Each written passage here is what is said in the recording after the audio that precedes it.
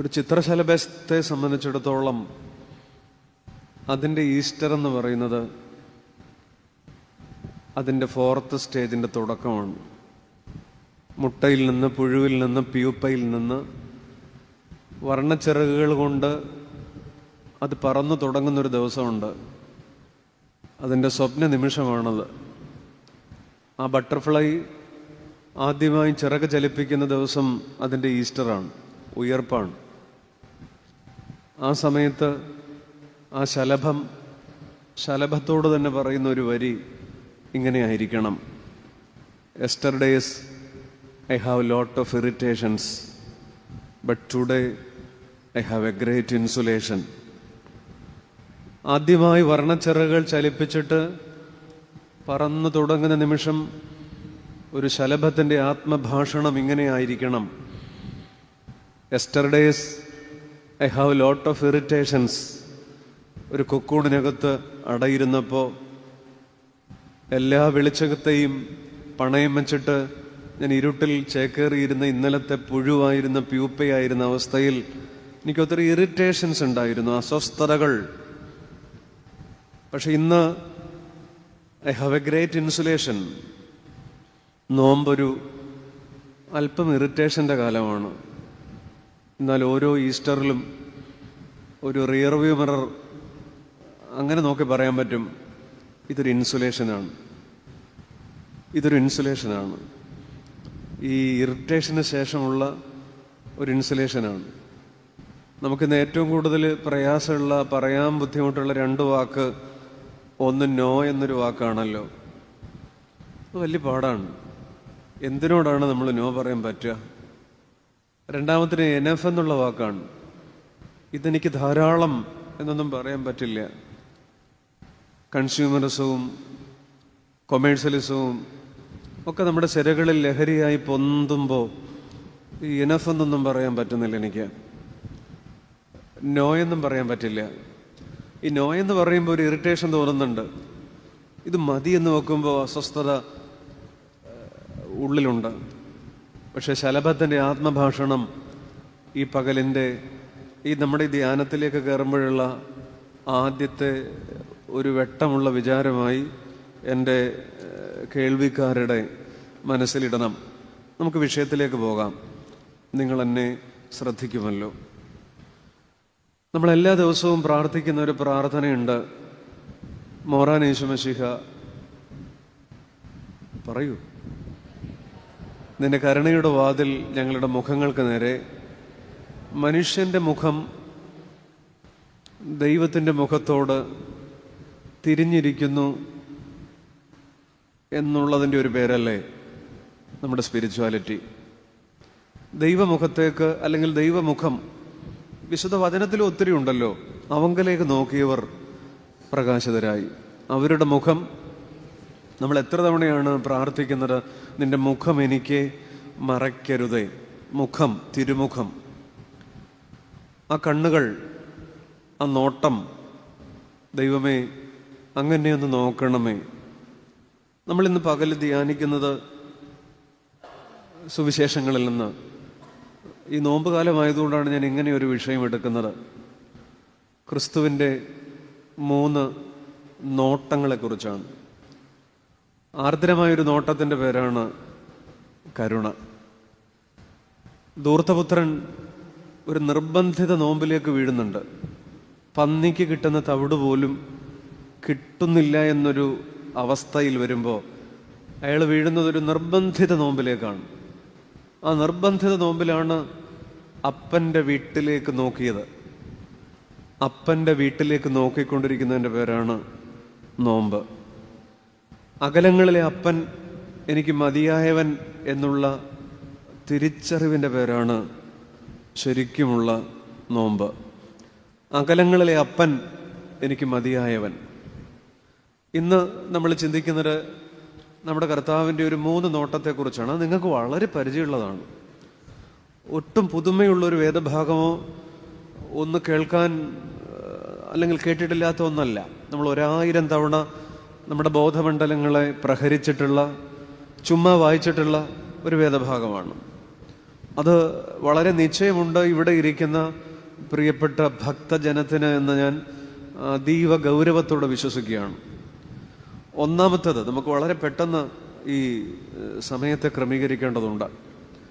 ഒന്നാമത്തേത്, വിശുദ്ധ ലൂക്കോസ് 19-ാം അധ്യായം 1 മുതൽ 10 വരെയുള്ള ഭാഗത്ത് നമ്മുടെ ഏറ്റവും നെയ്ബറായ ഒരാളെ നമുക്കറിയാവുന്ന പോലെ ഒരാളുണ്ട് അവിടെ. സക്കായിയാണ്. സക്കായിയെ കാണാൻ, യേശുവിനെ കാണാൻ സക്കായി ആഗ്രഹിച്ചതും അയാൾ പോയി മരത്തെ കയറിയതും ഒക്കെ ഒരു LKG പഠിക്കണ കൊച്ചുങ്ങൾക്ക് പോലും നിശ്ചയമുള്ള ഒന്നാണ്. പക്ഷെ എനിക്ക് വേണ്ടത് അതിലെ 5-ാമത്തെ വചനമാണ്. നോക്കൂ, അതെങ്ങനെയാണ്? ആ സ്ഥലത്തെത്തിയപ്പോൾ, അതായത് സക്കായി മരത്തിലിരിക്കുന്നു, കാട്ടത്തിയുടെ ഇലപ്പിടർപ്പുകൾക്കുള്ളിൽ അയാൾ ഇരിക്കുന്നു. ആ സ്ഥലത്തെത്തിയപ്പോൾ യേശു മേലോട്ട് നോക്കി എന്നാണ് എഴുതിയിരിക്കുന്നത്. നിങ്ങൾ ഇവിടെ ഇരുന്നതിനെ വിഷ്വലൈസ് ചെയ്യണം. സത്യം പറഞ്ഞാൽ എനിക്ക് പറയാനുള്ളത്, ഈ വചനത്തെ നമ്മൾ ധ്യാനിക്കുമ്പോൾ അതിനെ വിഷ്വലൈസ് ചെയ്യണം, ഒരു കാഴ്ച പോലെ കാണണം. ഒരു നല്ല ഒരു ശ്രോതാവെന്ന് പറയുന്നത് ഇതിങ്ങനെ കാഴ്ചയായി കാണണം. നിങ്ങളപ്പോൾ ഇപ്പോൾ ഇങ്ങനെ കാണുകയാണ്. ആ സ്ഥലത്തെത്തിയപ്പോൾ യേശു മേലോട്ട് നോക്കി. ആദ്യത്തെ നോട്ടം അതാണ്. Jesus looked up. അപ്പോൾ കർത്താവിൻ്റെ ചലനങ്ങൾക്ക് ആഴമായ സാന്ദ്രതയുണ്ട്. കർത്താവിൻ്റെ വർത്തമാനങ്ങളെക്കാൾ ഇടിമുഴക്കത്തിൻ്റെ ഗൗരവമുണ്ട് അവിടുത്തെ മൗനത്തിന്. കർത്താവ് വർത്തമാനം പറഞ്ഞതൊരു 3 വർഷം മാത്രമാണ്. അതിനു മുമ്പ് പറഞ്ഞ വർത്തമാനങ്ങളൊന്നും നമ്മുടെ ഉള്ളിൽ രേഖപ്പെടുത്തിയിട്ടില്ലല്ലോ. ക്രിസ്തുവിൻ്റെ ശരീരഭാഷയ്ക്ക് ഒരു സർവകലാശാലയുടെ സിലബസിൻ്റെ ആഴമുണ്ട്, അതിനേക്കാളുണ്ട്. Jesus looked up. യേശു മേലോട്ട് നോക്കി. അപ്പം ഇത്ര മാത്രം എടുക്കുക. ഇത് 3 നോട്ടങ്ങളെ, കർത്താവിൻ്റെ കണ്ണുകളിൽ നിന്ന് പുറപ്പെട്ട 3 ദർശന ബിന്ദുക്കളെ ആണ് നമ്മൾ ധ്യാനിക്കുന്നത്. ദ ഫസ്റ്റ് വൺ ഇതാണ്, യേശു മേലോട്ട് നോക്കി. ഞാനതിനെ ഒരു പേര് ഇങ്ങനെ ഈ പകലിൽ വിളിക്കുകയാണ്, looks that change ownership. Looks that change ownership. Ownership എന്ന് പറഞ്ഞാൽ ഉടമസ്ഥരെന്നല്ലേ. ആ നോട്ടം കിട്ടിയപ്പോൾ ഒരാളുടെ ഉള്ള്, അതിന് മുകളിൽ ആ നോട്ടം കിട്ടിയ മനുഷ്യൻ്റെ മനസ്സ്, അയാളുടെ ജീവിതം കീഴ്മേൽ മറിയുകയാണ്. കീഴ്മേൽ മറിയുകയാണ്. കാരണം ആ മരത്തിൽ കയറുമ്പോൾ അയാളുടെ പേര് ചീഫ് ടാക്സ് കളക്ടർ എന്നാണ്. ലോകത്തിൻ്റെ നെയിം ബോർഡിൽ വെക്കാൻ കൊള്ളാം. യഹൂദന്മാരുടെ ഇടയിൽ അയാൾ റോമൻ എംപ്ലോയി എന്നുള്ള നിലയിൽ കൊള്ളാം. ഇതൊരു പ്രിവിലേജാണ്. ചീഫ് ടാക്സ് കളക്ടർ പഴയ MBA-കാരനോ മറ്റോ ആയിരിക്കണം. അതുകൊണ്ടാണ് ഈ പണി ഏൽപ്പിച്ചത്. ചീഫ് ടാക്സ് കളക്ടർ, ആ പേര് തന്നെ ഒരു പിള്ളേരുടെ ഭാഷയിൽ പറഞ്ഞ ഒരു ഗുമ്മുള്ള പേരാണ്, ഒരു പഞ്ചുള്ള പേരാണ്. ചീഫ് ടാക്സ് കളക്ടർ, ചുങ്കക്കാരുടെ പ്രമാണി. പക്ഷെ മരത്തിലൊരു നോട്ടം കിട്ടിയപ്പോൾ അയാൾ ഇറങ്ങുമ്പോൾ അയാളുടെ പേരിങ്ങനെയാണ്, സൺ ഓഫ് അബ്രഹാം. ആ മരത്തിൽ നിന്ന് ഇറങ്ങണ പാടെ കർത്താവ് അയാൾക്കൊരു പുതിയ പേരിട്ടു. സക്കായിയുടെ 28 കെട്ടാണ് കാട്ടത്തിയുടെ മുകളിൽ നടന്നത്. 28 കെട്ടാണ്, പേരിടിയിലാണ് നടന്നത്. യേശു അയാളെ വിളിച്ചു, ഇവനും അബ്രഹാമിൻ്റെ പുത്രൻ. അതുകൊണ്ടാണ് ഞാൻ പറഞ്ഞത്, ഈ പേര് മാറുക എന്ന് പറയുന്നത് ഉടമസ്ഥത മാറുകയാണ്.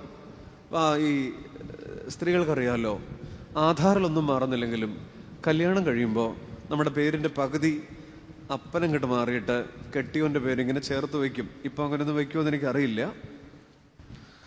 ചോദിക്കാനും പറയാനുള്ള ആള് മാറി എന്നാണ് അതിൻ്റെ അർത്ഥം. ചോദിക്കാനും പറയാനുള്ള ആള് മാറി.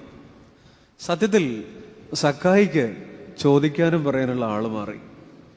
Chief tax collector became son of Abraham. ഈ സക്കായിക്കൊരു കുഴപ്പമുണ്ടായിരുന്നു. അയാൾക്കൊരു ഡ്യുവൽ പേഴ്സണാലിറ്റി ഉണ്ടായിരുന്നു. ജനിച്ചതും വളർന്നതും യഹൂദൻ്റെ ചോറ് തിന്നും ചോറുണ്ടുമാണ്. പക്ഷെ കൂറ റോമക്കാരനോടാണ്. അതിന് എന്നോട് ക്ഷമിക്കുകയാണെങ്കിൽ ഞാനൊരു വാക്ക് പറയാം. തനി മലയാളത്തിൽ ഈ പലരുടെ സ്വഭാവം കാണിക്കുകയാണ്. ചോറ് ഇവിടെയും കൂറ് അവിടെയുമാണ്. ഈ പല അപ്പൻ്റെ സ്വഭാവം കാണിക്കുകയാണ്. അതുകൊണ്ടായിരിക്കാം കർത്താവ് അയാളുടെ അപ്പനെയാണ് ഉറപ്പിച്ചത്, അബ്രഹാമിൻ്റെ മകൻ. പല അപ്പൻ്റെ സ്വഭാവം കാണിക്കാന്നൊക്കെ പറയണത് പോലെ സക്കായിക്കൊരു പേര് മാറ്റിയപ്പോൾ അപ്പൻ്റെ മോനായിട്ട് ആക്കുകയാണ്, സൺ ഓഫ് അബ്രഹാം. വേരുറപ്പിക്കുകയാണ്. ഒരു യഹൂദൻ്റെ വേര് അബ്രഹാമിലാണ്. ഈ വേരുറപ്പിക്കുക എന്നുള്ളതാണ്. വേരുറപ്പിക്കുകയാണ് സക്കായിൽ. ഈ ഡ്യുവൽ പേഴ്സണാലിറ്റി മാറി ഇനിമേൽ അയാൾക്കൊരാൾ മാത്രമേ ഉള്ളൂ. എന്തുകൊണ്ടാണ് സക്കായിയുടെ പേര് മാറി? നമ്മളിതൊരു 100,000 തവണ വായിച്ചിട്ടുള്ളതല്ല എൻ്റെ ചങ്ങാതിമാരെ. ഈ ലൂക്ക് 19 എന്ന് പറയുന്ന അധ്യായം ജനിച്ച നാൾ മുതൽ നമ്മൾ കേൾക്കുന്ന ഒരു സംഭവമാണ്. പക്ഷെ അതൊക്കെ നിങ്ങൾ മറന്നിട്ട് ഇന്ന് ഈ ഒരു വരി കേട്ടാൽ മതി. Jesus looked up. യേശു മുകളിലേക്ക് നോക്കി. Looks that change ownership. ഞാൻ പറയും, അയാളുടെ പേര് മാറാൻ കാരണം, അയാളിലേക്ക് ക്രിസ്തു നോക്കാൻ കാരണം ഒരൊറ്റ കാര്യമാണ്. അതിങ്ങനെയാണ്. അതിനൊരു മിനിറ്റുകൾക്ക് മുമ്പ് അവിടെ നടന്നൊരു ഇൻസിഡന്റ് ഉണ്ട്. He run beyond the crowd. അയാൾ മുൻപേ ഓടി എന്നാണ്. അയാൾ മുൻപേ ഓടി. ശരിക്കും മുൻപേ ഓടി എന്ന് പറഞ്ഞാൽ എന്താണ്? ഒരു 100-200 പേരായി എറിഹോവിന്റെ വഴിയിലുണ്ടാവും. പക്ഷെ ആൾക്കൂട്ടം അത്ര ശുഭസൂചനയല്ല. നമ്മളൊക്കെ ആൾക്കൂട്ടത്തിന്റെ ഭാഗമാണ്. ഞങ്ങളുടെ പെരുന്നാൾ വല്ലതും ഗംഭീരമായിരുന്നു, നല്ല ആളായിരുന്നു. ഒരു കാര്യമില്ല. റാസയുടെ മുൻവശം കണ്ടാൽ പിറകുവശം കാണാൻ പറ്റില്ലായിരുന്നു, അത്ര ദൈർഘ്യമുണ്ടായിരുന്നു. ആൾക്കൂട്ടമാണത്. നമുക്ക് ശരിക്കും ആൾക്കൂട്ടത്തിൽ അഭിരമിക്കുകയാണ്. പരുമലപ്പള്ളിയിൽ നല്ല ആളായിരുന്നു. ഞാനിവിടെ നിൽക്കുമ്പോൾ തന്നെ ഇത്ര പേരിവിടെ ഉണ്ടെന്നുള്ളത് എന്തൊക്കെ പറഞ്ഞാലും എനിക്കൊരു സന്തോഷമാണ്. ഇപ്പം ഇവിടെ ഒരു 30 പേരെ ഉള്ളെങ്കിൽ എൻ്റെ മനസ്സൊന്ന് ചെറുതായി ഇടിഞ്ഞേനെ. പക്ഷെ അതിലൊന്നും ഒരു കാര്യവുമില്ലെന്ന് മുകളിൽ ഒരാൾക്കറിയാം. ആൾക്കൂട്ടം അങ്ങനെയാണ്. പീലാത്തോസിന്റെ കൊട്ടാര മുറ്റത്ത് ഒരാൾക്കൂട്ടമുണ്ട്. ഗുണപ്പെടാത്ത ആൾക്കൂട്ടമാണ്. ആ ആൾക്കൂട്ടം അപകടമുണ്ടാക്കിയ ആൾക്കൂട്ടമാണ്. പാപിനി സ്ത്രീയുടെ മുന്നിൽ ഒരാൾക്കൂട്ടമുണ്ട്. ബത്സയിദ കുളക്കരയുടെ മുന്നിൽ ഒരാൾക്കൂട്ടമുണ്ട്. അർഹതപ്പെട്ടവനെ തടയുന്ന ആൾക്കൂട്ടമാണ്. പക്ഷപാതക്കാരൻ്റെ വീടിൻ്റെ മുന്നിൽ ഒരാൾക്കൂട്ടമുണ്ട്. ഈ ബൈബിൾ നമുക്ക് ഈ ഒരു ഒറ്റ കാര്യം എടുത്തും ചിന്തിച്ചാൽ വളരെ നല്ലൊരു വിഷയമാണ്. Dangerous mode of a mob, dangerous mode of a crowd. ആൾക്കൂട്ടത്തിൻ്റെ അപകടം. ഈ ആൾക്കൂട്ടത്തിനൊരു പ്രത്യേകതയുണ്ട്. നിലപാടുകൾക്കൊരിക്കലും ആഴമില്ല. നമുക്ക് ഈ ആൾക്കൂട്ടത്തിൽ ഇരിക്കാം, വലിയ സന്തോഷമുള്ള കാര്യമാണ്. ആൾക്കൂട്ടത്തിനൊരു കുഴപ്പമുള്ളത് 2 വാക്ക് അവരുടെ നിഘണ്ടുവിലില്ല. ഒന്ന് അയ്യോ എന്ന വാക്കാണ്. പേടിയില്ല. അയ്യോ എന്ന് നമ്മൾ പറയുന്നത് പേടിക്കുമ്പോഴാണ്. സത്യത്തിൽ ഒരു 100 പേരുടെ ഇടക്ക് നിൽക്കുമ്പോൾ നമുക്കൊരു പാമ്പിനെ പേടിയില്ല, തല്ലിക്കൊല്ലാം. ഒരു പേപ്പട്ടിയെ പേടിയില്ല, ഒരു വന്യമൃഗത്തെ പേടിയില്ല. പക്ഷെ നമ്മൾ ഒറ്റയ്ക്കായി കഴിയുമ്പോൾ ഒരു ചേരക്കുഞ്ഞിനെ പോലും നമുക്ക് പേടിയാണ്. ആൾക്കൂട്ടത്തിനൊരു ഭയമില്ല. 2 അയ്യേ എന്നൊരു ഭാവമില്ല. 1 അയ്യോ, 2 അയ്യേ. അയ്യേ എന്ന് പറഞ്ഞാൽ ഇത് മോശമാണ്, ഇത് വൃത്തികേടാണ്, ഇത് പാടില്ല, ഇത് ലജ്ജിപ്പിക്കുന്നവരാണ് എന്ന് ആൾക്കൂട്ടത്തിന് തോന്നാറില്ല. നമ്മുടെ നാട്ടിൽ എത്രയോ സംഘം ചേർന്നുള്ള ക്രൈം നടക്കുന്നു. 4 പേര് കൂടുമ്പോൾ ഒരു ക്രൈമിലേക്ക് പോകാൻ ഒരു കുഴപ്പമില്ല. ഈ 18 വയസ്സിന് താഴെയുള്ള കുറ്റകൃത്യങ്ങൾ കൂടുതൽ എടുത്താൽ, ആ ക്രൈം റെക്കോർഡ്സ് എടുത്താൽ, അതൊക്കെ 4-5 കുട്ടികൾ ചേർന്നുള്ളതാണ്. ഒറ്റയ്ക്കുള്ള കുട്ടികൾ ചെയ്യുന്ന കുറ്റകൃത്യങ്ങൾ കുറവാണ്. 18 വയസ്സിന് താഴെ ചെയ്ത കുറ്റങ്ങളുടെ ക്രൈം റെക്കോർഡ്സ് എടുത്താൽ അതിനകത്തൊക്കെ ഒരു 4-5 പേരുടെ എണ്ണം കാണും. ഈ ആൾക്കൂട്ടത്തിന്റെ പ്രശ്നം ഇതാണ്. നമ്മുടെ ആരാധനാ ജീവിതം നിർഭാഗ്യവശാൽ ആൾക്കൂട്ടത്തിലാണ്. നമ്മൾ ഒരു ആൾക്കൂട്ടത്തിന്റെ ഭാഗമായി പോകുന്നു, ആൾക്കൂട്ടത്തിന്റെ ഭാഗമായി ഇരിക്കുന്നു. പക്ഷെ സക്കായി അയാൾ മുൻപേ ഓടി എന്നുള്ളതാണ്. ഈ കാലത്തിൽ നമ്മുടെയൊക്കെ സ്പിരിച്വാലിറ്റിയുടെ വെല്ലുവിളി എന്ന് പറയുന്നത് ഇതൊരു ബിയോണ്ട് ആകാൻ ഒക്കുമോ? ബിയോണ്ട് ദ ക്രൗഡ്, ആൾക്കൂട്ടത്തിന് അതീതമായി. എല്ലാവരും പള്ളിയിൽ നിന്ന് പോയിട്ടും ഇത്തിരി നേരം കൂടെ പറ്റുമോ? അങ്ങനെ ഒരാളാണ് പഴയ നിയമത്തിലെ ഹന്ന. അവൾ ഒറ്റയ്ക്കിരുന്ന് കരഞ്ഞു എന്നുള്ളതാണ് അവളുടെ കണ്ണീരിനെ സ്വർഗം രജിസ്റ്റർ ചെയ്യാനുള്ളൊരു കാരണം. ഒറ്റയ്ക്കിരിക്കുകയാണ്, ആൾക്കൂട്ടത്തിന് അപ്പുറമായി അവിടെ നിന്നു. ഹിസ്കിയാവ് ഒറ്റയ്ക്കിരുന്ന് കരഞ്ഞ മനുഷ്യനാണ്.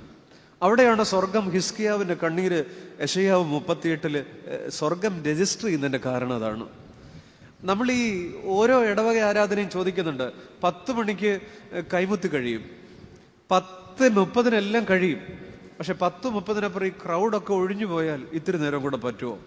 അങ്ങനെ ആൾക്കൂട്ടത്തിന് അതീതമായി ഇരമല്ലിക്കര മുതൽ പനയന്നാർകാവ് വരെയുള്ള 11.5 ചതുരശ്ര മൈൽ വ്യാസമുള്ളൊരു പനങ്കാട്ടിലെ ഭൂമിയിൽ ആൾക്കൂട്ടത്തിന് അതീതമായി വന്നിരുന്ന ഒരാളുടെ സവിധത്തിലാണ് നമ്മളിവിടെ ഇരിക്കുന്നത്.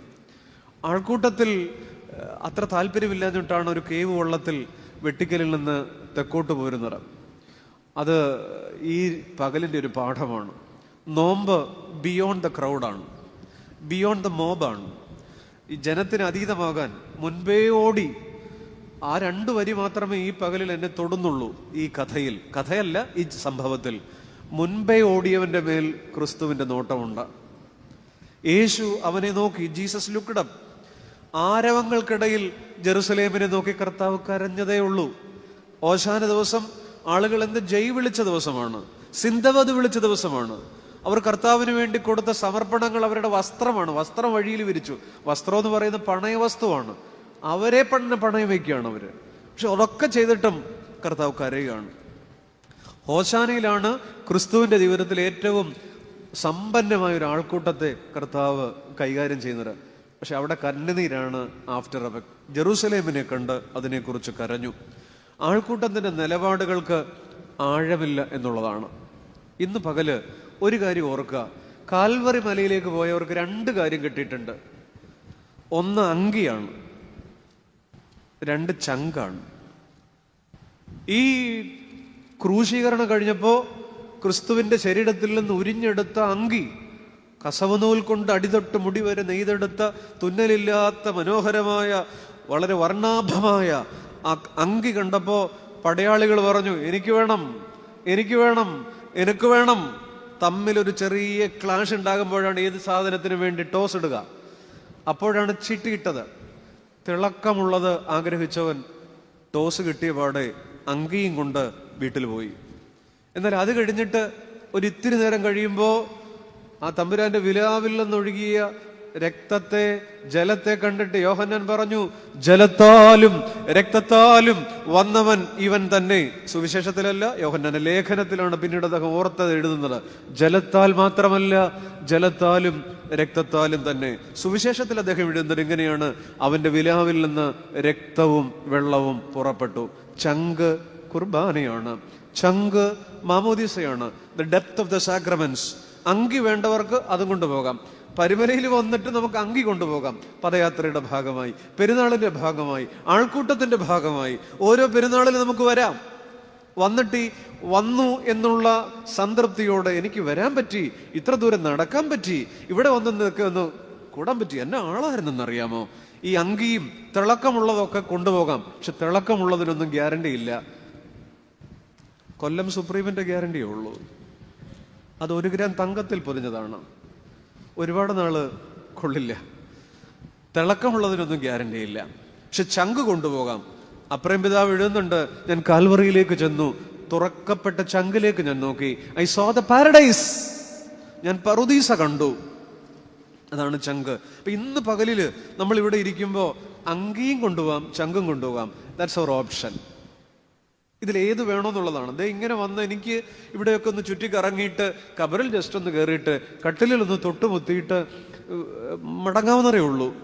പക്ഷെ ഇത്തിരി നേരം ഇവിടെ ആഴമായിരിക്കുമ്പോൾ ആ ചങ്ക് ഇങ്ങനെ ഇറ്റിറ്റ് വീണു എന്നാണ്. വിലാവിൽ നിന്ന് ഇറ്റിറ്റ് വീണു എന്നല്ലേ. അതിങ്ങനെ പുഴ പോലെ വലിയ കടലിന്റെ ആരവവും ഒന്നുമില്ല, ഇറ്റിറ്റ് വീഴുകയാണ്. ഡ്രോപ്പ് ബൈ ഡ്രോപ്പായിട്ട് വീഴുന്ന ഒന്നിനെ എടുക്കണമെന്നുണ്ടെങ്കിൽ അതീവമായ ഏകാഗ്രത വേണം. ചങ്ക് അങ്ങനെയാണ്. അതിന് പ്രളയത്തിന്റെ മാസ്മരികതയില്ല, കുലംകുത്തി ഒഴുകുന്ന ആരവങ്ങളില്ല. അതിങ്ങനെ ഇറ്റിറ്റ് വീഴത്തേ ഉള്ളൂ. നമുക്കിങ്ങനെ ഇറ്റിറ്റ് വീഴുന്നവരിങ്ങനെ നോക്കിയിരുന്നാൽ മതി. ആ ഇറ്റിറ്റ് വീഴുന്നവർ എന്തൊക്കെയോ കൊണ്ടുപോകാം. ചങ്ക് അങ്ങനെയാണ്. അങ്കി വേണോ, ചങ്ക് വേണോ? സഖായി എന്ന് പറയുന്ന മനുഷ്യൻ ഈ നോമ്പ് കാലത്ത് അയാളേറ്റ നോട്ടത്തിൽ നിന്ന് ഇന്ന് പകലില് എന്നോടും സുഹൃത്തെ നിങ്ങളോടും പറയുന്നത് എങ്ങനെയാണ്? ഞാൻ മുൻപേ ഓടിയത് കൊണ്ട്, ബിയോണ്ട് ദ ക്രൗഡ് ആയതുകൊണ്ട്, ആൾക്കൂട്ടത്തിന് അതീതമായതുകൊണ്ട് ഞാൻ എന്നെ കൊണ്ടുപോയി, എൻ്റെ കർത്താവിനെ തന്നെ കൊണ്ടുപോയി. യേശു അവനെ നോക്കി. Jesus looked up. അവൻ്റെ ഉടമസ്ഥത മാറി എന്നുള്ളതാണ്. ഞാൻ ഒരു വരി പറയട്ടെ. കാഴ്ചയിൽ രക്ഷയുടെ വിപ്ലവം അനുഭവിച്ച മനുഷ്യനാണ് സഖായി. സഖായി കർത്താവിൻ്റെ 1 മണിക്കൂർ പ്രസംഗം കേട്ടിട്ടില്ല. ഗിരിപ്രഭാഷണത്തിന്റെ ശ്രോതാവായിരുന്നില്ല. സഖായി യേശുവിൻ്റെ പിറകെ നടന്നിട്ട് അപ്പത്തിൻ്റെ പങ്ക് പറ്റിയിട്ടില്ല, 5 അപ്പത്തിൻ്റെ പങ്കുകാരനായിട്ടല്ല. ഒറ്റ വരി മാത്രം, ഒരൊറ്റ നോട്ടം, കാഴ്ചയിൽ രക്ഷയുടെ വിപ്ലവം അനുഭവിച്ച മനുഷ്യൻ്റെ പേരാണ് സഖായി. ആ ഒരു വരിക്കകത്ത് ധ്യാനിക്കാൻ ഒത്തിരിയുണ്ട്. മാറി നിന്നവനെ മാറ്റിയെടുത്ത നോട്ടമാണ്. സഖായി ഇത്തിരി മാറി നിൽക്കാൻ, ആളിൻ്റെ ഇടയ്ക്ക് പോണ്ട, എന്നെ ആരും കാണണ്ട. മാറി നിന്നവനെ മാറ്റിയെടുത്ത നോട്ടമാണ്. എന്ത് വേണമെങ്കിലും പറയാം. അകന്ന് നിന്നവനെ അകത്ത് കയറ്റിയ നോട്ടമാണ്. എവിടെ അകത്ത് കയറ്റി? സഖായിയുടെ അകത്ത് കയറ്റിയ അയാൾ. കണ്ടാലും ഞാൻ വാതുക്കൽ നിന്ന് മുട്ടുന്നു. അകന്ന് നിന്നവനെ അകത്ത് കയറ്റിയ നോട്ടമാണ്. മാറി നിന്നവനെ മാറ്റി നിർത്തിയ നോട്ടമാണ്, മാറ്റിയെടുത്തിയ നോട്ടമാണ്. സഖായിക്ക് ഒരൊറ്റ ആഗ്രഹമുള്ളായിരുന്നു. ആ മോട്ടോ, ആ എയിം എന്ന് പറയുന്നത് വളരെ പാസീവായിരുന്നു. ഹൂ ജീസസ് വാസ്, യേശു എങ്ങനെയുള്ളവൻ ഒന്ന് കാണണം. പീലാത്തോസ് ഇതുപോലെയാണ്. കർത്താവിന്റെ മുന്നിൽ കിട്ടുമ്പോൾ ചോദിക്കുന്നുണ്ട്, what should I do with Jesus who is called Messiah? യേശു എന്ന് വിളിക്കണ ഈ നസ്രായനെ ഞാൻ എന്നാ ചെയ്യണം? സത്യ ദൈവത്തെ മുന്നിൽ കിട്ടിയിട്ട് റെസ്പോണ്ട് ചെയ്യാൻ അറിയാത്ത വലിയ ചക്രവർത്തിയാണ്. What should I do with Jesus? ഞാൻ എന്നാണ് ഈ ക്രിസ്തുവിനോട്, യേശുവിനോട് ചെയ്യേണ്ടത്? മാറി നിന്നവനെ മാറ്റിയെടുത്തിയ നോട്ടം. സഖായി ആളാകെ മാറി. ശരിക്കും ഈ നമ്മുടെയൊക്കെ മാറ്റത്തിന് 2 മാതൃകകളുണ്ടെന്ന് പറയും. ശ്രദ്ധിക്കുമോ? ഒന്നാമത്തത് കാലം നേരെയാക്കുന്ന മനുഷ്യരാണ്. പ്രഷർ ഓഫ് സിറ്റുവേഷൻസ് എന്നാണ് ഞാനതിനെ വിളിക്കുന്നത്. കാലം നേരെയാക്കുന്ന മനുഷ്യൻ എന്ന് പറഞ്ഞാൽ,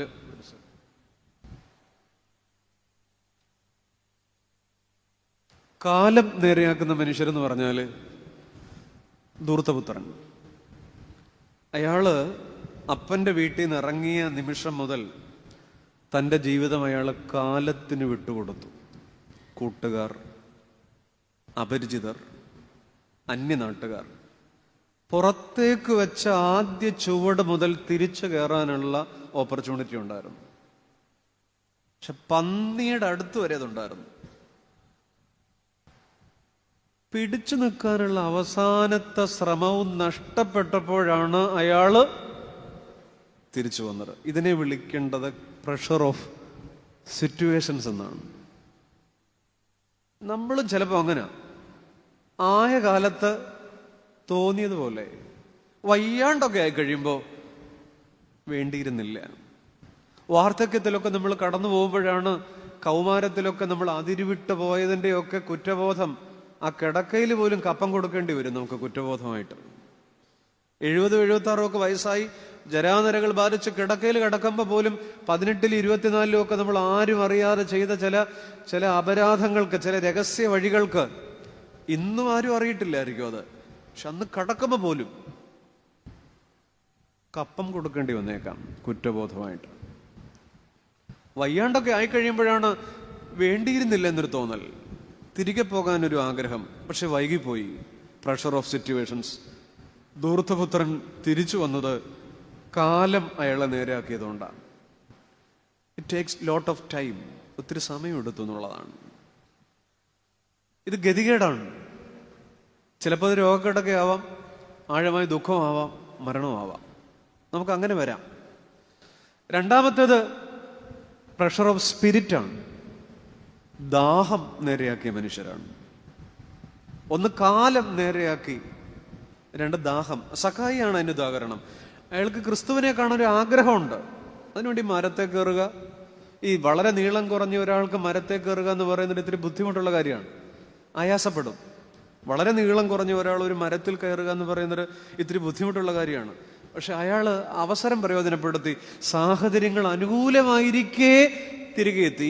ഈ സമയം പോലും അയാൾ വളരെ സമ്പന്നനും ഡിപ്പോസിറ്റുള്ള ആളും വളരെ പ്രിവിലേജസ് ഉള്ള ആളാണ്. ഇതൊക്കെ നിൽക്കുമ്പോൾ തന്നെ ജീവിതം വഴിമുട്ടുവോളം സഖായി അയാളുടെ ജീവിതത്തെ കാലത്തിന് വിട്ടുകൊടുത്തില്ല. നമ്മൾ ഇതിനകത്ത് ഏത് കാറ്റഗറി വരും എന്നുള്ളതാണ്.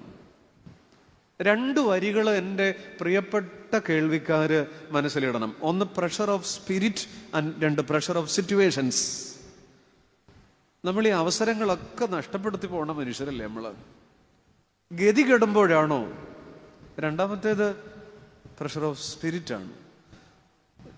അത് നോമ്പ് ശരിക്കും നമ്മളെ അങ്ങനെ കൊണ്ടുപോകേണ്ട ഒന്നാണ്. അല്ലെങ്കിൽ ഞാൻ ഇങ്ങനെ പറയട്ടെ, ധൂർത്തപുത്രൻ എല്ലാം നഷ്ടപ്പെട്ടിട്ട് ക്രിസ്തുവിലേക്ക് മടങ്ങി. സക്കായി ക്രിസ്തുവിനെ പ്രതി എല്ലാം നഷ്ടപ്പെടുത്തി. ഇത്രയേ ഉള്ളൂ വ്യത്യാസം. ആ രണ്ട് വരികൾ നിങ്ങൾ വളരെ ചാരുതയോടെ ഒന്ന് ആലോചിക്കൂ. ധൂർത്തപുത്രൻ എല്ലാം നഷ്ടപ്പെട്ട് യേശുവിലേക്ക് മടങ്ങി. That's pressure of situations. സക്കായി യേശുവിനെ പ്രതി എല്ലാം നഷ്ടപ്പെടുത്തി എന്നുള്ളതാണ്. അയാളുടെ നല്ല കാലത്താണ്, ഗതി കിടുമ്പോഴല്ല. കർത്താവ് പറഞ്ഞിട്ടുള്ളൊരു കഥയില്ലേ, രാവിലെ 3 മണി അല്ല 3-ആം മണിക്കോ 6-ആം മണിക്കോ 9-ആം മണിക്കോ ഒക്കെ ചന്തയിൽ മെനക്കെട്ട് നിൽക്കുന്നവരോട് നിങ്ങൾ പറമ്പിൽ പോരൂ, ജോലി ചെയ്യാം, ന്യായമായത് തരാം, വാട്ട് എവർ ഈസ് റൈറ്റ്. ഈ നോമ്പെന്ന് പറയുന്നത് എന്താ?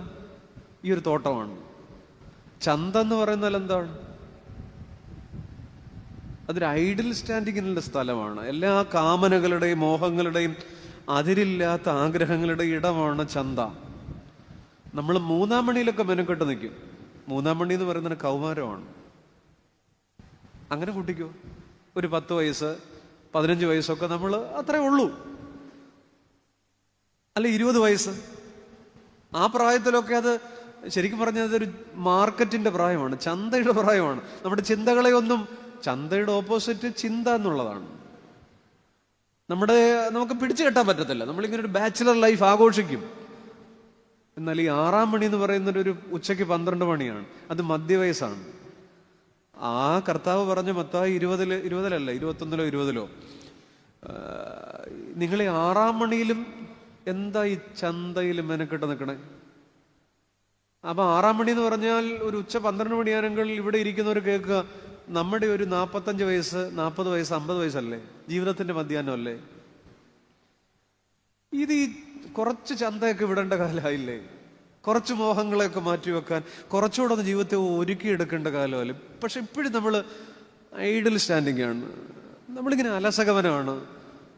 നമ്മളിപ്പോഴും 20 ഉള്ളെന്ന് നമ്മുടെ പല പണിയും കണ്ടിട്ട് പലർക്കും തോന്നുന്നത് 10-18 വയസ്സുള്ള പിള്ളേരുടെ സ്വഭാവമാണ് പലതിലും കാണിക്കുന്നത്, രഹസ്യത്തിലും കാണിക്കുന്നത്.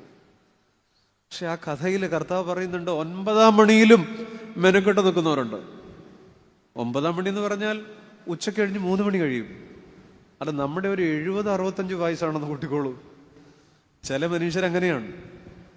ഈ 70-60 ആണെന്ന് ഒരു ധാരണയില്ല. ഈ മലയാളത്തില് അപ്പൻ എന്ന് പറയുന്ന ഒരു സിനിമ ഉണ്ടായിട്ടുണ്ട്. അതിനകത്ത് അലൻസിയർ എന്ന് പറയുന്ന മനുഷ്യൻ ഒരു 10-70 വയസ്സുള്ള ഒരു മനുഷ്യനെ ഒരു ക്യാരക്ടർ ചെയ്യുന്നുണ്ട്. 10-65-70 വയസ്സ് കഴിഞ്ഞിട്ടും ജീവിതത്തിന്റെ ഒരു ആസുരതയ്ക്കും ഒരു മാറ്റവും ഇല്ലാതെ മക്കളെയും മരുമക്കളെയും ഒക്കെ ഭാരപ്പെടുത്തുന്ന ഒരു അപ്പനാണ്. നമ്മുടെയൊക്കെ ഇടയിലുണ്ട് അങ്ങനെയുള്ള മനുഷ്യർ. നമ്മുടെയൊക്കെ ഇടയിലുണ്ട് അങ്ങനെയുള്ള മനുഷ്യർ. ഈ എത്ര 9-ആം മണികളിൽ 60-65-70 ഒക്കെ ആയാലും ഒരു സ്വഭാവത്തിനൊരു മാറ്റവും ഇല്ലാത്ത, കുറച്ചുകൂടെ ജീവിതത്തിന്റെ സായാഹ്നമായി എന്നൊരു തോന്നലില്ലാത്തവർ.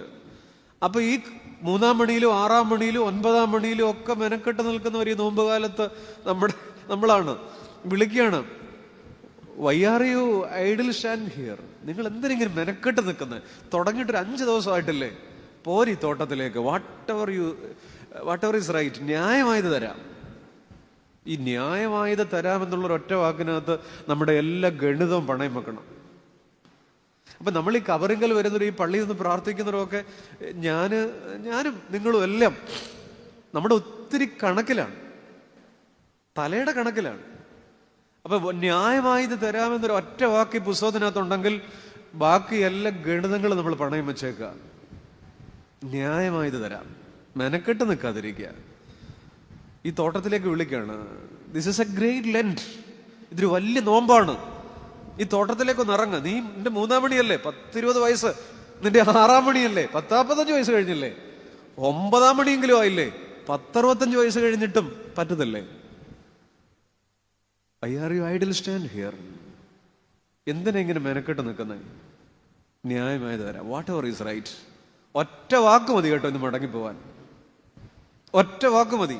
അതുകൊണ്ടാണ് കർത്താവ് പറഞ്ഞിട്ടുള്ളത്, അന്ന് നിങ്ങൾ എന്നോടൊന്നും ചോദിക്കുകയില്ല. പ്രാർത്ഥനയുടെ ഏറ്റവും ക്ലൈമാക്സ് എന്ന് പറയുന്നതാണ്, അന്ന് നിങ്ങൾ എന്നോടൊന്നും ചോദിക്കുകയില്ല. ഈ ചോദ്യങ്ങളൊക്കെ അവസാനിക്കും. കാരണം ന്യായമായത് തരാം, കയ്യിലുണ്ട്. നിങ്ങൾ അവന് മിണ്ടാതിരിക്കുക എന്നുള്ളതാണ്. നമുക്ക് പറ്റത്തില്ല. നമ്മുടെ പരിമിതിയിലും നമ്മുടെ പരാധീനതകളിലും നമുക്ക് ചോദിക്കാതിരിക്കാൻ പറ്റില്ല. അന്ന് നിങ്ങൾ എന്നോടൊന്നും ചോദിക്കുകയില്ല. എല്ലാ ആഗ്രഹങ്ങൾക്കും മീതെയുള്ളൊരു നിർമ്മമതയെന്നോ സ്ഥിതപ്രജ്ഞതയെന്നോ ഒക്കെ വിളിക്കാവുന്ന ഒരു വാക്കാണ്. സക്കായിയുടെ കുറവ് പറയാൻ 100 പേരുണ്ട്. അവൻ അങ്ങനെയാണ്, അവൻ ഇങ്ങനെയാണ്. പക്ഷെ മനുഷ്യൻ കാണാത്ത നന്മകളെ ദൈവം എങ്ങനെ ഹൈലൈറ്റ് ചെയ്യുക. അബ്രഹാമിന്റെ പുത്രൻ, he was A man of charity. യേശുവിന്റെ നോട്ടം. സക്കായിക്ക് ഇപ്പോൾ ഒരു പേടിയില്ല. എയുടെ ഭാര്യ അകത്ത് വെപ്പുണ്ട്. ഇപ്പൊ സന്ധ്യയായി. അന്ന് ഊണവിടാണല്ലോ നമ്മുടെ കർത്താവിന്, അല്ലേ? എന്നോടുകൂടെ അല്ലേ ഭക്ഷണം. ഭാര്യ, പിള്ളേര്, ഭാര്യയും പിള്ളേരും ഒക്കെ നിൽക്കുമ്പോൾ സക്കായി മേശയുടെ വലിപ്പ് തുറന്നിട്ട് ആ ചെക്ക് ബുക്ക് എടുത്തിട്ട്, ആ പാസ്ബുക്ക് എടുത്തിട്ട്, ATM കാർഡ് എടുത്തിട്ട്, ക്രെഡിറ്റ് കാർഡ് എടുത്തിട്ട്, വാലറ്റ് എടുത്തിട്ട് കർത്താവിരിക്കണ കസേരയുടെ മുന്നിൽ മേശപ്പുറത്ത് കൊണ്ടുവച്ചിട്ട് പറയാണ്, കർത്താവേ, ആരാന്ന് വെച്ചാൽ എഴുതിക്കോട്ടെ. ഞാൻ എന്തെങ്കിലുമൊക്കെ എൻ്റെ കയ്യിൽ ഉണ്ടെങ്കിൽ ആരെന്ന് വെച്ചാൽ ഞാൻ ഒപ്പിട്ടേക്കാം. തുകയൊന്നും ഞാൻ എഴുതുന്നില്ല, ചതിവായിട്ടുള്ളത് എന്തെങ്കിലുമൊക്കെ 4 മടങ്ങ് അവരിഷ്ടമുള്ള എഴുതിക്കോട്ടെ.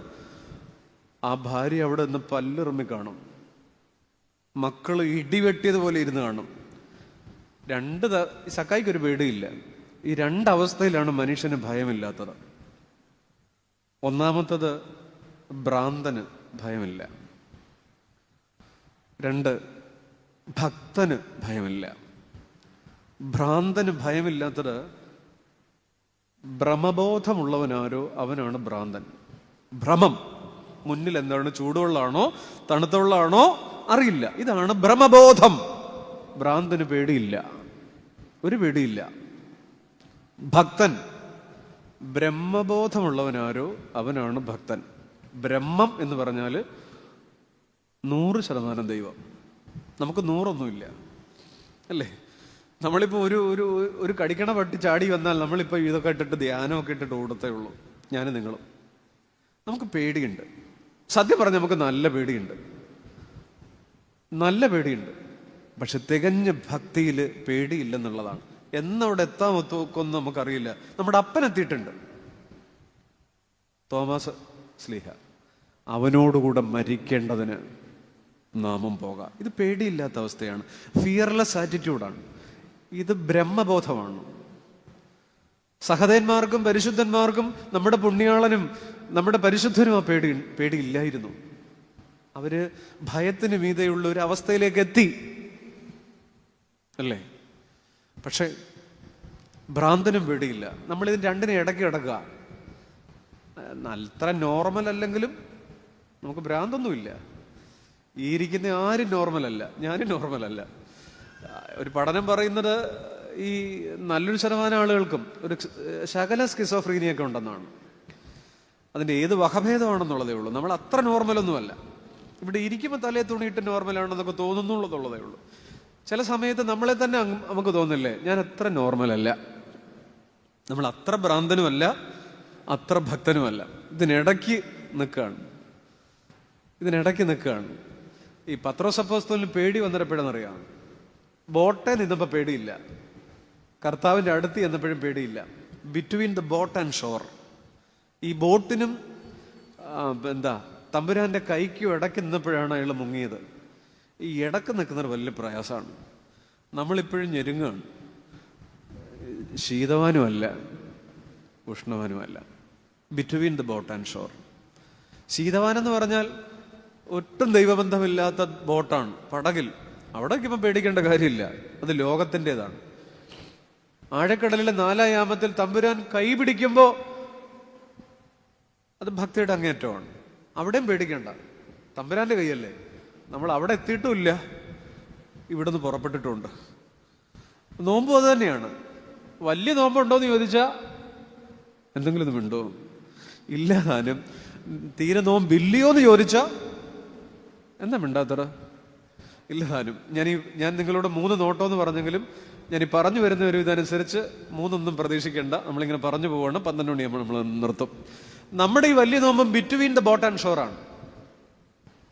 അത്ര അങ്ങോട്ടില്ല താനും, അത്ര അങ്ങോട്ടല്ല താനും. സഖായി ഹി ലുക്ക്ഡ് അപ്പ്. യേശു മേലോട്ട് നോക്കി. I must stay at your home today. കുഞ്ഞേ, ഞാൻ ഇന്ന് നിന്റെ വീട്ടിൽ താമസിക്കേണ്ടിയിരിക്കുന്നു. വന്ന് താമസിക്കുന്ന ഒരാളാണ്. ഈ മതവും ആത്മീയതയും തമ്മിലുള്ള വ്യത്യാസം അതാണ്. Religion and spirituality. മതം എന്ന് പറയുന്നത് ചെന്ന് താമസിക്കണം. നമ്മൾ അങ്ങോട്ട് ചെന്ന് വരിസംഖ്യ കൊടുക്കണം, അങ്ങോട്ട് ചെന്ന് സബ്സ്ക്രിപ്ഷൻ കൊടുക്കണം. റിലീജിയൻ അങ്ങനെയാണ്, ചെന്ന് താമസിക്കണം. അത് മലയാളത്തിൽ മർക്കട മാർഗം, മാർജാര മാർഗം.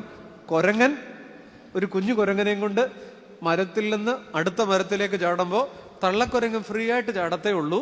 കുട്ടിക്കുരങ്ങിന് വേണമെങ്കിൽ അമ്മക്കുരങ്ങിന്റെ പള്ളയിൽ അള്ളിപ്പിടിച്ച് കിടക്കാം. ഇതാണ് മതം. ചെന്ന് താമസിക്കണം. സ്പിരിച്വാലിറ്റി എന്ന് പറയുന്നത് മാർജാര മാർഗമാണ്. മാർജാരൻ എന്ന് പറഞ്ഞാൽ CBSE ആണ്, അറിയാൻ മേല. മാർജാരൻ കർത്താവേ. പൂച്ച. പൂച്ചയുടെ പ്രത്യേകത, പൂച്ച ഒരു തട്ടമ്പുറത്ത് നിന്ന് അടുത്ത ആ മതിലിലേക്ക് ചാടുമ്പോൾ ഒരു കുഞ്ഞു പൂച്ചയുണ്ടെങ്കിൽ, പ്രസവിച്ച പൂച്ചയാണെങ്കിൽ ആ കുഞ്ഞു പൂച്ച ഒന്നും ചെയ്യണ്ട. വലിയ പൂച്ച ഇതിൻ്റെ എന്താ അതിന് പേരുടെ കുഞ്ചിയോ എന്താ അങ്ങനെ കടിച്ചെടുത്തോണ്ട് ചാടും. ഇതാണ് സ്പിരിച്വാലിറ്റി. മതം ചെന്ന് താമസിക്കണം. അത് മർക്കട മാർഗമാണ്. ആത്മീയത വന്ന് താമസിക്കും. സുവിശേഷം അങ്ങനെയാണ്. ഞാൻ വാതിൽക്കൽ നിന്ന് മുട്ടുന്നു, നീ ഇങ്ങോട്ട് മുട്ടണ്ട, നീ വാതിൽ തുറന്നാൽ മതി. സ്പിരിച്വാലിറ്റിയുടെ വാതിലിൻ്റെ കൈപ്പിടി അകത്താണ്, റിലീജിയന്റെ വാതിലിൻ്റെ കൈപ്പിടി പുറത്താണ്. അതാ വ്യത്യാസം. അകത്ത് കൈപ്പിടിയുള്ള ആള് നമ്മൾ തുറന്നാൽ മതി. യേശു സക്കായിക്ക് വേണ്ടി തിരിഞ്ഞു നടന്നു. 150 പേര് ഒരുമിച്ച് പോയതാ. 149 പേരുടെ യാത്ര മുടങ്ങി, പക്ഷെ ഒരാളുടെ യാത്ര തുടങ്ങി. ഇതാണ് കർത്താവ് അങ്ങനെ കണക്ക് തെറ്റിച്ചത് കൊണ്ടാണ് ഈ പുസ്തകത്തിന് ഇത്രയും ഭംഗി. 149 എന്നുള്ളത് പറയുന്നത് ഞാനൊരു ഇമാജിനറി ഡിജിറ്റാണ്. 149 ഈസ് ലെസ് ദാൻ 1 എന്നാണ് കർത്താവ് ഇപ്പോൾ പറഞ്ഞിരിക്കണേ. ചില മനുഷ്യർക്ക് വേണ്ടി ഇങ്ങനെ തിരിഞ്ഞു നടക്കും. യേശു മേലോട്ട് നോക്കി. സുവിശേഷം ഇങ്ങനെയാണ്. ആർക്കൊക്കെയോ വേണ്ടി ആരുടെയൊക്കെ യാത്ര മുടങ്ങിയേക്കാം, എന്നാൽ പുതിയ ചില യാത്രകൾ മുടക്കിയിട്ടുണ്ട്. സക്കായിയുടെ ആന്തരിക മനുഷ്യൻ പുറത്തു വന്നു. സക്കായി ഇപ്പോൾ കർത്താവ് അങ്ങോട്ട് ഇറങ്ങിപ്പോയതിൻ്റെ പുറകെ കുഞ്ഞുണ്ണി മാഷിന്റെ കവിത ചൊല്ലിയിട്ടുണ്ട്. പൊക്കമില്ലാത്തതാണ് എൻ്റെ പൊക്കം. ഇത്തിരി ഇവിടെ പൊക്കം ഉണ്ടായിരുന്നെങ്കിൽ കർത്താവ് ഇടപെടത്തില്ലായിരുന്നു. നമ്മളും ചിലപ്പോൾ പറയത്തില്ലേ, എനിക്ക് ചില കുറവുണ്ട്, ആ കുറവിനകത്തേക്കാണ് ഇറങ്ങി വരിക. പൊക്കമില്ലാത്തതാണ് എൻ്റെ പൊക്കമെന്ന് ഈ രാത്രിയിൽ സക്കായി ഉറക്കെ പാടുന്നുണ്ട്. 2, യേശുവിൻ്റെ ഒന്നാമത്തെ നോട്ടം. അതിനകത്ത് 2 കാര്യങ്ങൾ എൻ്റെ ശ്രോതാക്കൾ മനസ്സിലിടണം. ഒന്ന്, അയാൾ മുമ്പേ ഓടി. ആൾക്കൂട്ടമല്ല, അങ്കിയല്ല, ചങ്കാണത്. മുമ്പേ ഓടിയത് കൊണ്ട് യേശു മേലോട്ട് നോക്കി. Looks the change ownership. 2, വിശുദ്ധ ലൂക്കോസ് 22:61 വചനമാണ്. നമുക്ക് പരിചയമുള്ള പെസഹാരാത്രിയുടെ ഒരു സിറ്റുവേഷനാണ്. ആ വാക്യം എങ്ങനെയാണ്? നിങ്ങൾക്ക് ഇവിടെ വായിക്കാം. അപ്പോൾ കർത്താവ് തിരിഞ്ഞ് പത്രോസിനെ ഒന്ന് നോക്കി. ഇന്ന് കോഴി കൂകും മുമ്പേ വാക്യം പറയൂ, നീ 3 വട്ടം എന്നെ തള്ളി പറയുമെന്ന് കർത്താവ് തന്നോട് പറഞ്ഞ വാക്ക് ഓർത്ത് പുറത്തിറങ്ങി പൊട്ടി കരഞ്ഞു. കേൾക്കണേ. അപ്പോൾ കർത്താവ് തിരിഞ്ഞ് പത്രോസിനെ ഒന്ന് നോക്കി. ലുക്ക്, എന്താ കർത്താവ് തിരിഞ്ഞ്, the Lord turned and look Peter. ആദ്യത്തേത് എങ്ങോട്ട് പറയുന്നേ, രണ്ടാമത്തേത് തിരിഞ്ഞു നോക്കി. ഇത് പരിചയമുണ്ട്. തള്ളിപ്പറഞ്ഞ പത്രോസ് ഒരു ഭയചകിതനായി കുറ്റബോധത്തിന്റെ നീറ്റലിൽ വേട്ടയാടപ്പെട്ട് ഗബഥായുടെ കൽത്തളത്തിന്റെ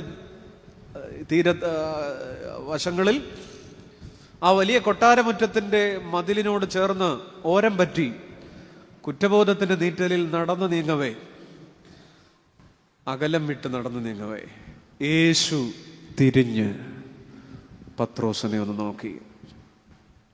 രണ്ടാമത്തെ നോട്ടത്തിന് ഞാനൊരു പേര് വിളിക്കുകയാണ്, വീഴ്ചകളെ വീണ്ടെടുപ്പാക്കിയ നോട്ടമാണ്. Looks that transformed falls to redemption. Falls to redemption. Looks that transform falls to redemption. വീണു പോയ ഒരാളാണ്, പക്ഷേ ഒരു നോട്ടം കൊണ്ട് വീണ്ടെടുത്തു. ഒരു നോട്ടം കൊണ്ട് ഈ തിരിഞ്ഞു നോക്കുക. നിങ്ങൾ ഒത്തിരി ഇവിടെ ചിലർ പ്രാർത്ഥിച്ചുകൊണ്ടിരിക്കുന്നുണ്ട്. അവിടെ അങ്ങനെ ഇരിക്കാതെ പിന്നെ പ്രാർത്ഥിക്കാം. എന്നെ നോക്കിക്കേ, ഈ തിരിഞ്ഞു നോട്ടത്തിന്റെ അർത്ഥം എന്താ? തിരിഞ്ഞു നോക്കുക എന്ന് പറഞ്ഞാൽ അങ്ങനെ അർത്ഥമൊന്നുമില്ല. എപ്പോ വേണമെങ്കിലും തിരിഞ്ഞു നോക്കാമല്ലോ. തിരിഞ്ഞു നോട്ടം ഓർമ്മിപ്പിക്കലുകളുടെ നോട്ടാണ്. നമ്മളൊരു കുട്ടിയോട്, നമ്മുടെ കുട്ടിയോട്, 1ാം ക്ലാസ്സിൽ പഠിക്കുന്ന കുട്ടിയോട് അത് എടുക്കരുത്, തൊടരുത്, നമ്മൾ നമ്മുടെ കാര്യം നോക്കി അടുത്ത ജോലി ചെയ്തുകൊണ്ടിരിക്കുമ്പോൾ അവൻ പിന്നെ അത് എടുക്കുകയാണ്. നമ്മൾ പിന്നെ ഒന്നും പറയണ്ട, തിരിഞ്ഞു നോക്കിയാൽ മതി. ഓരോ തിരിഞ്ഞു നോട്ടവും ഓർമ്മപ്പെടുത്തലുകളുടെ നോട്ടമാണ്. പത്രോസിന് ഓർമ്മകളുടെ നിഘണ്ടു തുറന്ന നോട്ടമാണിത്. ശരിയല്ലേ? പിള്ളേരെ വളർത്തുന്നവരല്ലേ? ശരിയല്ലേ? തിരിഞ്ഞു നോട്ടത്തിന്റെ മറ്റൊരു പ്രത്യേകത, അത് തീരാത്ത സ്നേഹത്തിന്റെ നോട്ടമാണ്. അപ്പൊ നിങ്ങളുടെ ഭർത്താവ് ലീവ് കഴിഞ്ഞിട്ട് കുവൈറ്റിന് തിരിച്ചു മടങ്ങുകയാണ്. വീട്ടിൽ നിന്ന് ഇനി 1 വർഷം 2 വർഷം കഴിഞ്ഞ് അദ്ദേഹം വരുള്ളൂ. വീട്ടിൽ നിന്ന് സ്നേഹചുംബനം നൽകി ബൈ ബൈ പറഞ്ഞ് ഉള്ളിൽ തുടിക്കുന്ന വിതുമ്പലോടെ ആ മനുഷ്യൻ പടിക്കെട്ടിറങ്ങി ഗേറ്റിൻ്റെ അവിടെ വണ്ടി എത്തിയിട്ടുണ്ട്. പക്ഷെ ഗേറ്റിൻ്റെ അവിടെ എത്തുന്നതിന് മുമ്പ് ഒരു 2-3 തവണ മിണ്ടു. നിങ്ങൾ ഉറങ്ങണോ? 2-3 തവണ പറയൂ, തിരിഞ്ഞു നോക്കും. എന്നാൽ നിങ്ങളുടെ വീട്ടിൽ പാത്രം കൊണ്ടിടുന്നയാള് രാവിലെ ഇട്ടിട്ട് പോകുമ്പോൾ ഒരു 3-4 തവണ ഇല്ല. ഗ്യാസ് സിലിണ്ടർ കൊണ്ടുവച്ചിട്ട് ആ ചെറുപ്പക്കാരൻ പോകുമ്പം ഒരു 3-4 തവണ നോക്കില്ല. പക്ഷെ നിങ്ങളുടെ കെട്ടിയോൻ അങ്ങനെയാണ്. കാരണം തീരാത്ത സ്നേഹത്തിലാണ് പിന്നെയും പിന്നെയും തിരിഞ്ഞു നോക്കുക. മതിയാകാത്ത നോട്ടാണ്. പത്രോസിന് വല്ലാത്ത സ്നേഹമുള്ള ഒരാളാണ് കർത്താവ്. യേശുവിന്റെ സ്നേഹത്തിന്റെ അടിമട്ട് വരെ കുടിച്ച ഒരാളാണ് ആ കാസായിൽ നിന്ന് പത്രോസ്. ഇപ്പൊ ഇങ്ങനെ പിന്നെയും പിന്നെയും തിരിഞ്ഞു നോക്കിയത്, എന്നിട്ടും നീ തെറ്റിപ്പോയല്ലോ എന്നാണ്. എന്നിട്ടും തിരിഞ്ഞു നോട്ടത്തിന്റെ അർത്ഥം പൊള്ളലുകളുടെ നോട്ടമാണ്.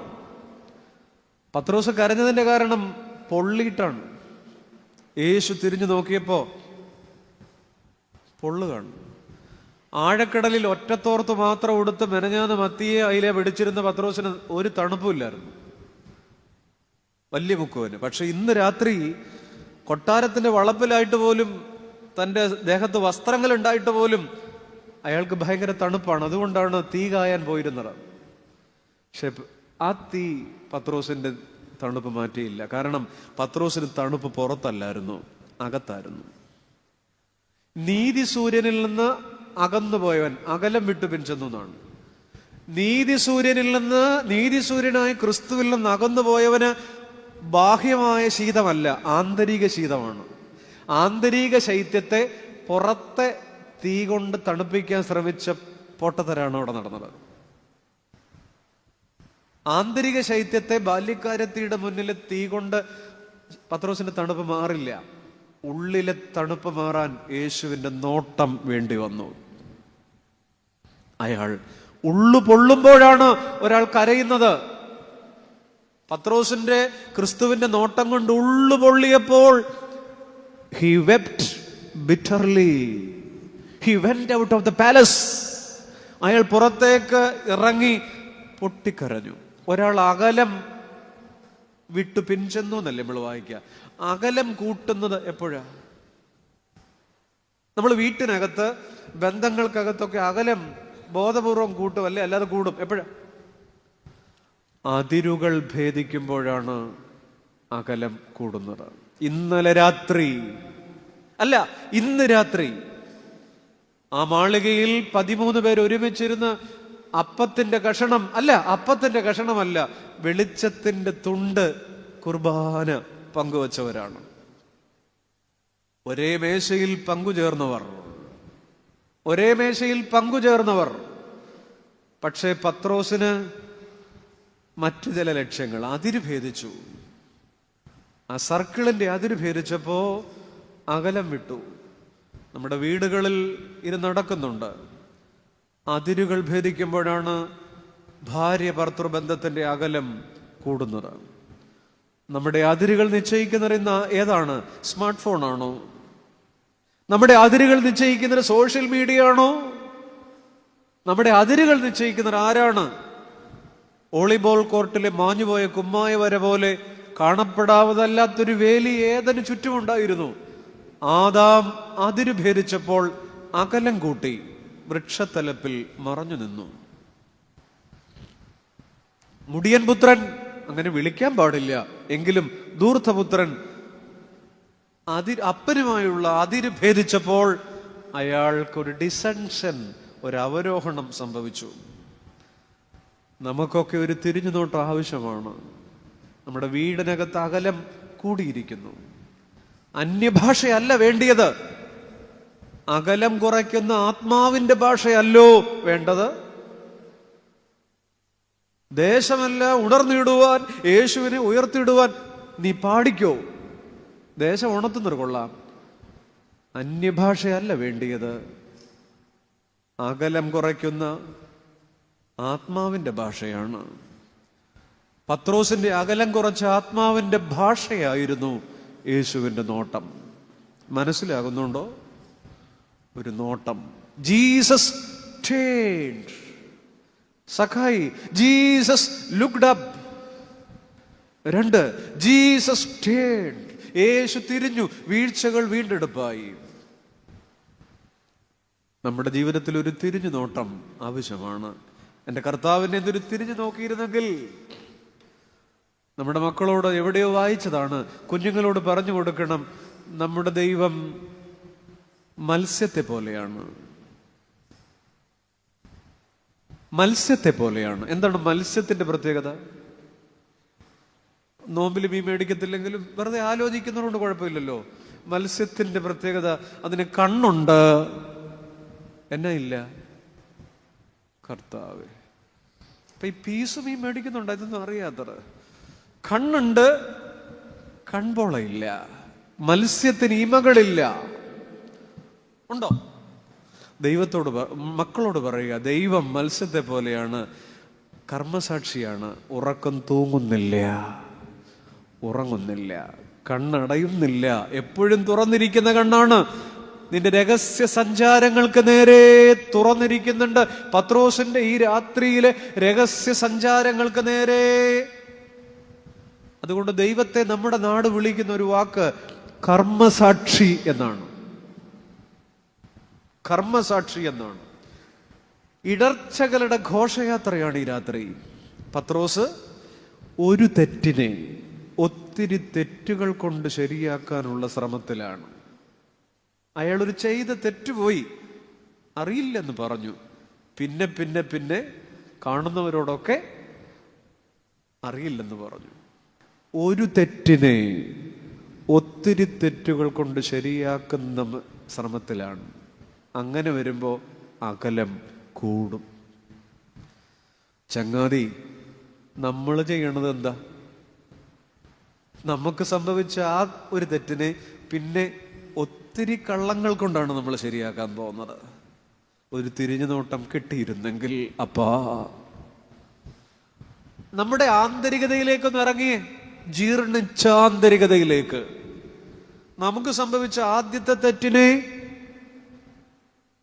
പിന്നെ പിന്നെ കുറെ കള്ളങ്ങൾ കൊണ്ട്, കള്ളം പറഞ്ഞുമൊക്കെ ശരിയാക്കാൻ. പഴയ നിയമത്തിൽ ഊരിയാവ് സംഭവത്തിൽ ദാവീദിന് പറ്റിയതും ഇതാ. ഒരു അബദ്ധം പറ്റി, അബദ്ധമല്ല പറയാൻ പാടില്ല, അബദ്ധം, ഒരു തെറ്റുപറ്റി. പിന്നെ അയാൾ വ്യഭിചാരം എന്ന തെറ്റിനെ കൊലപാതകം എന്ന തെറ്റുകൊണ്ട് ശരിയാക്കാൻ ശ്രമിക്കുകയാണ്. ഒരു തെറ്റിനെ നമ്മളും പല നേരങ്ങളിൽ ഈ സ്നേഹത്തിന്റെ അങ്ങാടിയിൽ നിറയെ നുണകളുടെ വ്യാപാരമാണ്. നമ്മുടെ വീടൊക്കെ സ്നേഹത്തിന്റെ അങ്ങാടിയാണ് ആവേണ്ടതാണ്. സ്നേഹത്തിന്റെ അങ്ങാടിയിൽ നിറയെ നുണകളുടെ വ്യാപാരമാണ്. മുറിഞ്ഞ ബന്ധത്തിൽ ഒരു തിരിഞ്ഞുനോട്ടം കിട്ടിയിരുന്നെങ്കിൽ നമ്മുടെ ഏറ്റവും വലിയ ഭാഗ്യം എന്താണെന്നറിയാം?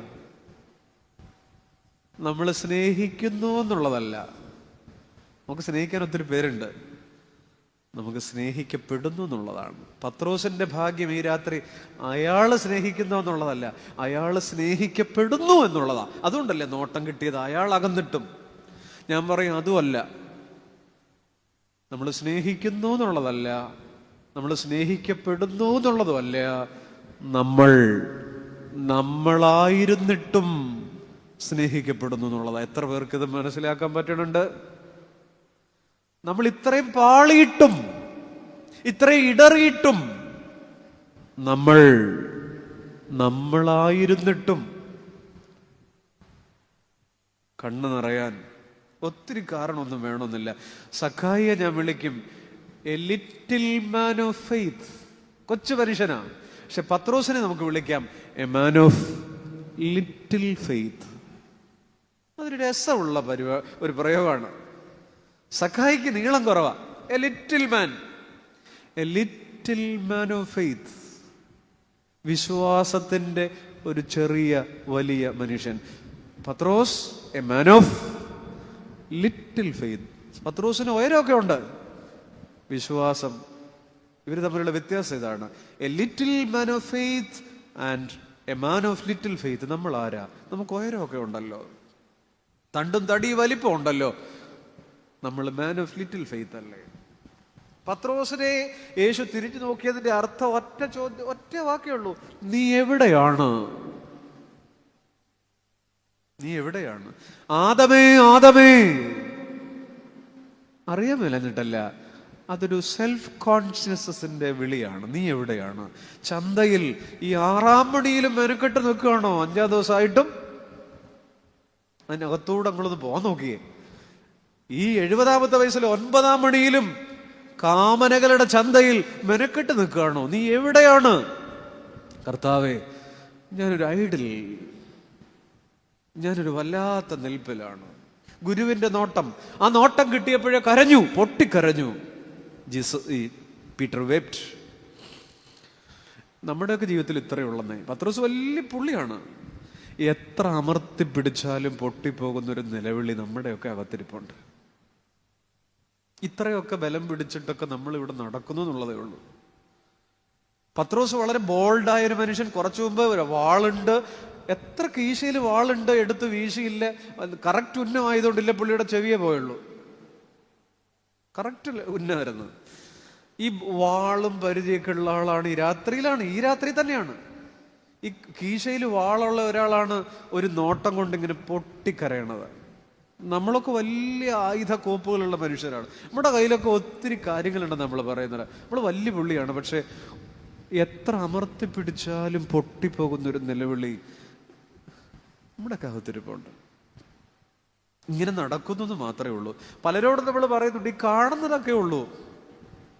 കഴിഞ്ഞ ദിവസം ഒരാൾ പറഞ്ഞു, വെച്ചാൽ ഈ തലയ്ക്ക് താഴെ, ശിരസിന് താഴെ ഉള്ളതൊക്കെ ചുമ്മാ ഡമ്മിയാ, മൊത്തം അസുഖമാണ്. കാണാൻ നല്ല തടിയൊക്കെ ഉണ്ടെന്നുള്ളതേ ഉള്ളൂ, മൊത്തം ഡമ്മിയാണ്.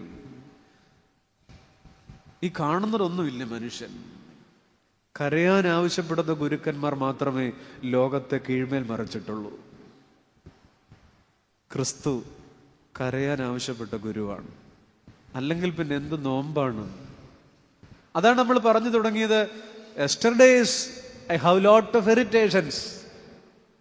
Today it became insulation. വീണുപോയവർക്കുള്ള കണ്ണാടിയാണ് ഈ രണ്ടാമത്തെ ചിന്ത. ഒരു നോട്ടം മതി.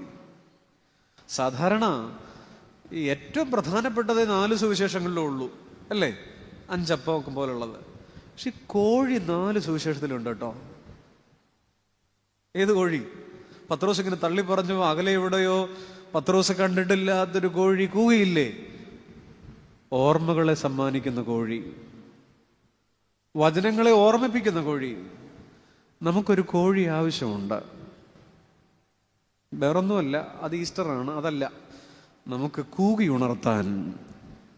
കോഴിക്കൂവൽ കേട്ടപ്പോൾ ശിമോനാം കീപ്പ വെളിയിൽ ചെന്നെല്ലാം ഓർത്തോർത്തുച്ചത്തിൽ കേണു.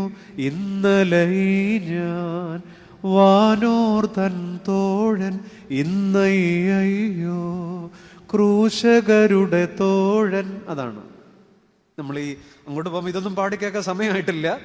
നോമ്പിങ്ങനെ ആർദ്രമായി മുന്നിൽ അവസാനിക്കുമ്പോൾ പെസഹയിലൊക്കെ പാടും. കോഴിക്കൂവൽ കേട്ടപ്പോൾ ശിമോനാം കീപ്പ. നിങ്ങൾക്കറിയോ, ഒരേ അധ്യായത്തിൽ തന്നെയാണ് പത്രോസിനെ പാറയെന്നും പിശാചെന്നും വിളിക്കുന്നത്. ഇത് തമ്മിൽ വലിയ ദൂരമൊന്നുമില്ല. നമ്മളത്രേ ഉള്ളൂ. പാപം വാതിൽക്കൽ കിടക്കുന്നതാണ്. പാപം മാന്നാർ കവലയിലല്ല, പാപം ചെങ്ങന്നൂരും അല്ല, പാപം വാതിൽക്കൽ, നമ്മുടെ എല്ലാത്തിനോടും ചേർന്നു. വെളിയിൽ ചെന്നെല്ലാം ഓർത്തോർത്തുച്ചത്തിൽ കേണു.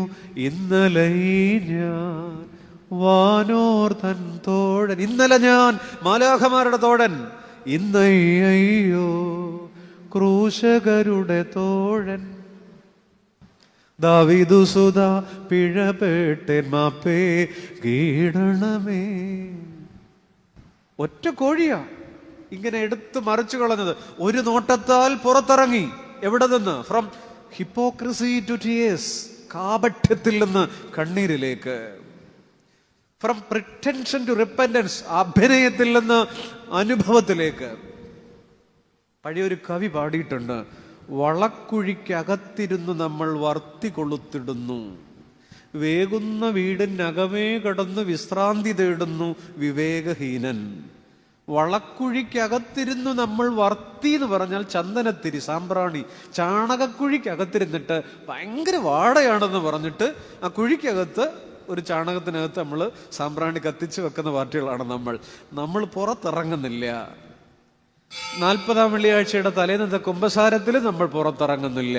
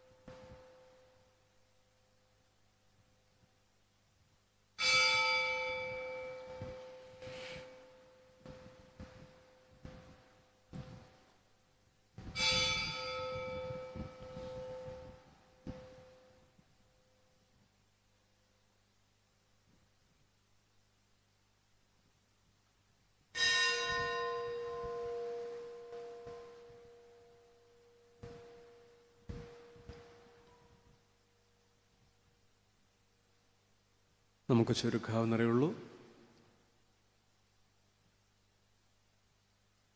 He went out of the palace and wept bitterly.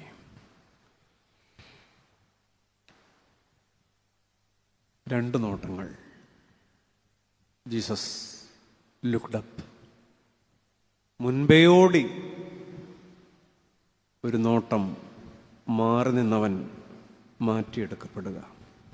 അകന്നു നിന്നവൻ അകത്ത് കയറുകയാണ്. 2, ജീസസ് turned. യേശു തിരിഞ്ഞു. ഫാൾസ് ടു റിഡംഷൻ, ഒരു ട്രാൻസ്ഫർമേഷനാണ്. വീഴ്ച വീണ്ടെടുപ്പായി.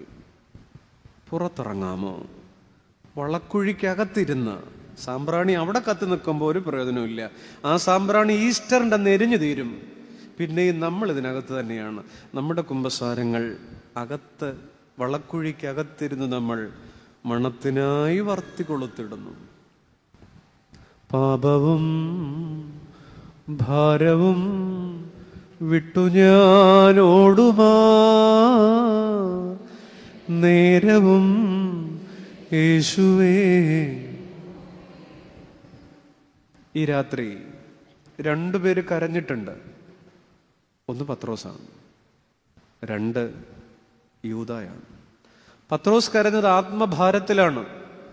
അയ്യോ അയ്യോ ഞാൻ എത്ര പാപി. യൂദ കരഞ്ഞത് ആത്മനിന്ദയിലാണ്. അയ്യോ അയ്യോ ഞാൻ എത്ര വിഡ്ഢി. ഈ നോമ്പിന്റെ അവസാനം അല്ലെങ്കിൽ ഓരോ ആരാധനകളും രണ്ട് ഓപ്ഷൻസാണ് മുന്നിൽ നീട്ടുന്നത്: ആത്മഭാരമോ ആത്മനിന്ദയോ. ആത്മഭാരം അനുതാപത്തിലും ആത്മനിന്ദ ആത്മഹത്യയിലുമാണ്. അതുകൊണ്ടാണ് പെസഹാരാത്രിയിൽ ഒരുമിച്ച് നടന്ന് രണ്ടുപേർ ഒരേ രാത്രിയിൽ കരഞ്ഞപ്പോൾ രണ്ടുപേര് രണ്ട് വഴിക്കാ പോയത്. ആത്മഭാരത്തിന്റെ കണ്ണീരിന്റെ പുഴ, അനുതാപത്തിന്റെ കടലോളം, ആത്മനിന്ദയുടെ ജൽപ്പനങ്ങൾ, ആത്മഹത്യയുടെ അക്കൽദാമയോളം. ഒരു ഗതികെട്ടവന്റെ കബന്ധം, അക്കൽദാമയുടെ പുൽനാമ്പുകളിൽ ചിതറി വീണൊരു പ്രഭാതം, വലിയ വെള്ളിയാഴ്ചയുടെ പ്രഭാതം. ആത്മഭാരമോ ആത്മനിന്ദയോ? വീണ്ടും പറയട്ടെ, ആത്മഭാരം അനുതാപത്തിന്റെ പുഴയിലൊഴുകി അനുതാപത്തിന്റെ കടലോളം, ആത്മനിന്ദയുടെ ജൽപ്പനങ്ങൾ അക്കൽദാമയുടെ താഴ്വരയോളം. യേശുവേ, ആൾക്കൂട്ടത്തിന് അതീതനാകാൻ എനിക്ക് ആഗ്രഹമുണ്ട്. എന്നെ ഒന്ന് നോക്കുമോ? യേശുവേ, ഒരു തീരാത്ത സ്നേഹത്തിൻ്റെ തിരിഞ്ഞു നോട്ടം എനിക്ക് കിട്ടുമോ? എന്നെ ഒന്ന് പൊള്ളിക്കുമോ? ഒരു നിമിഷം ഒന്ന് കണ്ണടയ്ക്കുമോ? ആ നോട്ടത്തെ ഒന്ന് ധ്യാനിക്കുമോ? ദൈവമേ, ആ രണ്ടു മനുഷ്യരും ഞങ്ങൾക്കൊത്തിരി പരിചയമുള്ളവർ തന്നെ. എന്നാൽ അവർക്ക് കിട്ടിയ നോട്ടം ഞങ്ങൾക്ക് ആവശ്യമുണ്ട്. ഞങ്ങളുടെ ആത്മാവിനെ ഈ നോട്ടം കൊണ്ട് മുറിപ്പെടുത്തണമേ. ഒന്ന് മൗനമായി പ്രാർത്ഥിക്കാമോ? ഓ സ്നേഹജ്വാലയേ, എന്നാത്മാവിനെ മൃദുവായി മുറിപ്പെടുത്തേണമേ.